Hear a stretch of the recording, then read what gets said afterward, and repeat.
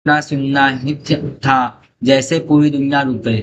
न हवा चल रही थी न वक्त, सिर्फ पन्ना दाई के दिल में धड़कन उनके कानों में गूंज रही थी। उन्होंने तुरंत पलटकर बिस्तर की तरफ देखा। एक तरफ राजकुमार उदय सिंह गहरी नींद में सो रहे थे, दूसरी तरफ चंदन भी उतनी ही मासूमियत के साथ सो रहा था।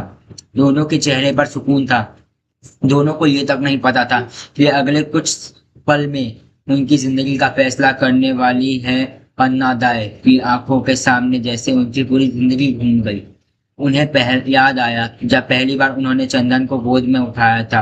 उसकी पहली मुस्कान, उसके पहले कदम, उसका पहली बार माँ कहना, और फिर राजकुमार उदय सिंह जिन्हें उन्होंने अपनी गोद में पाला, जिन्हें चलना सिखाया, जिन्हें कहानियां सुनाकर सुलाया।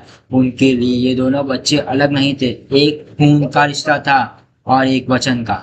लेकिन उस रात भगवान ने उनके सामने एक ऐसा सवाल रख दिया जिसका जवाब देना कि शायद कोई भी मां नहीं देना चाहेगी।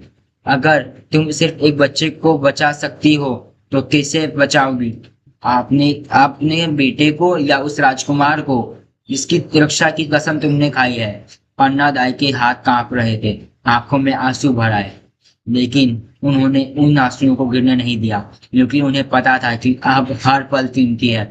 बाहर भानवीर के कदमों की आहट धीरे धीरे महल के इस हिस्से की तरफ बढ़ रही थी। तलवार की धार कभी दीवार से टकराती तो हल्की सी आवाज अंधेरे से को और भी खौफनाक बना देती। समय रेत की तरह हाथों से फिसल रहा था, और तब पन्ना दाई ने अपनी आंखें बंद की, एक गहरी सांस ली और मन ही मन एक फैसला कर लिया। वो फैसला जो जिसने जिसने उन्हें इतिहास में अमर कर दिया।